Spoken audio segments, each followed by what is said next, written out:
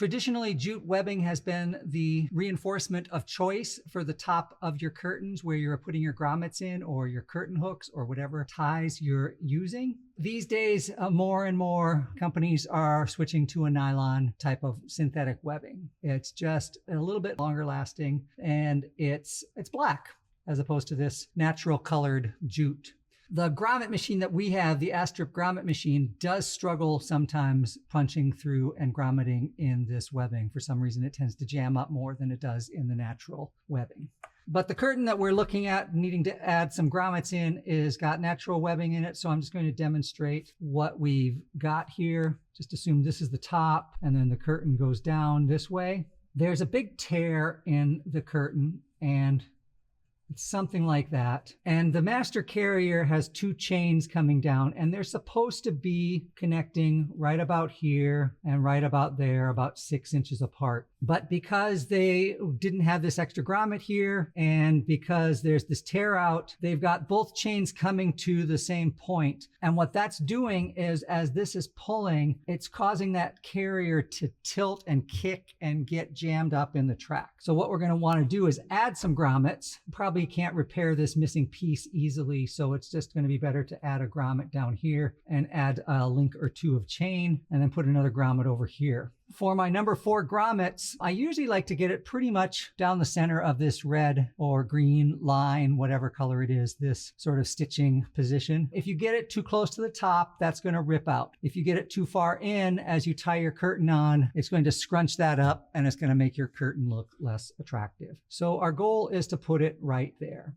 And our other one will go right here. Now your hand grommet tool, your bottom die and your part that hammers in, you can buy these and they're cheap and they're easy to find, but they are a lot more work than having a grommet machine. They usually come with some sort of cutting device. They're not usually as good as this one. I find that the cutting devices to punch a little hole are less effective than using a razor blade, an X-Acto knife, a box cutter to cut a little X into the fabric. We'll try this one out and see how it works, but I've never had much success with it. See, it kind of pokes through, but it also is very irregular in how it comes through. But we're going to try and finish that one up because we're already started that way. Okay, so that tool is pretty good. But the ones that usually come with the cheap sets you can get at your local hardware store aren't as good as this and aren't as sharp. What I normally do, I'm going to just cut a little X, and I don't want to be too big on this. I just want enough so that the 4 flaps can flap up and get my grommet through. I want to make sure I don't cut through my fingers. You want a very sharp box cutter blade or mat knife or carpet knife. One of the things with these is you've got to change the blades every time they start to go dull. Whether you're doing carpet or any other work with them, they will just get real annoying. So just do a little bit of an X here. I'm cutting away from my hand, and another little X here. And it's really easy to slip and make this too big. But if you're going through this and the fabric below, you're going to have a little bit more work, but that's probably a little bit small, not quite there yet. So we're going to make it just a little bit bigger. But this is just a whole lot easier than fighting with the hammer cutters that aren't very sharp. I'm going to come this way.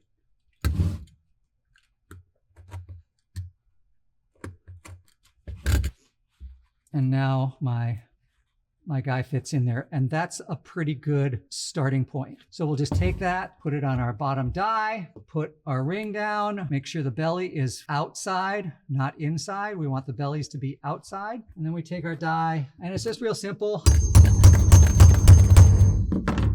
3 or 4 things. It should be completely squished down here. There should be nothing left over, and that's a simple die. And mine's really chewed up here, so it's making a really ugly stamp on this side. So this one has been used and abused. I probably need to get a new one.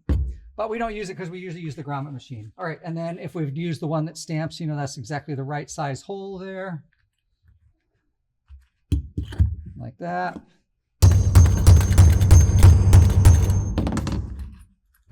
Okay, it's not quite there. It's still too loose, so I got to do some more.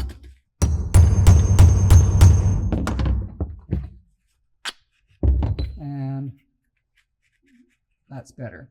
That's what we want. So that's what we're going to do with repairing that curtain. Just pop a couple of grommets in it, and now we've got 2 points, one for each of the chains to come down. And that way, when the curtain goes off, the 2 chains will go together and the master carrier will go together, and the weight, load, and distribution will not cause it to bind and do weird things. This one already had a hole in it, so we'll just demonstrate that it works the same on the nylon webbing.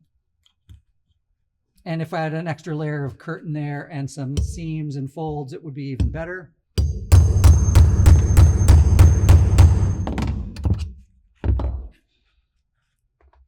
There we go. Could go maybe a little bit more hammer, 1 or 2 more hammers there.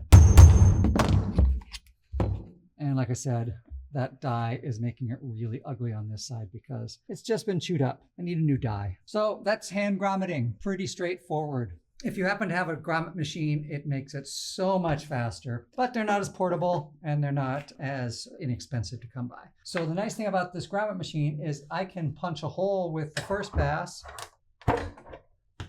and sometimes it's been getting stuck here.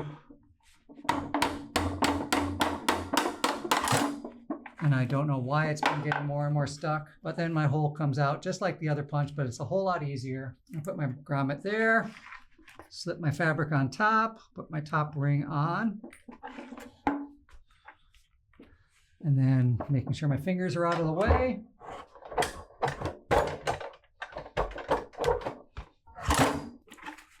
And we're nice and good. You could do another one. Usually you're doing these, unless you have a specific need, you're doing these every 12 inches for most curtains. So I'm putting a whole lot more frequent placement of them here.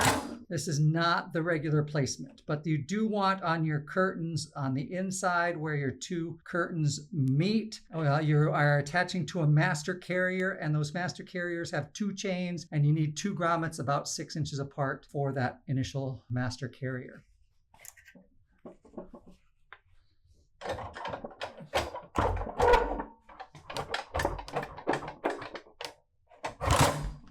And away we go. Nice and fast and nice and clean on both sides. And they make brass and silver, and they also make black oxide grommets if you want everything to be black on stage. Well worth it if you're doing a lot of curtain maintenance, repair, and building. Curtains, drops, scrims, well worth it to invest in one of these. This is an Astrip. It's very old. It's not available anymore. You can't really get parts for it. I have been able to send some of the dies out for service a few years back, but beyond that, I don't know what else you can do. But they do make newer ones. They make bench top ones, and they make ones that come with a stand like this that are readily available. They're usually several $100s, but again, it's well worth it as an investment, especially if you're doing lots of curtain work.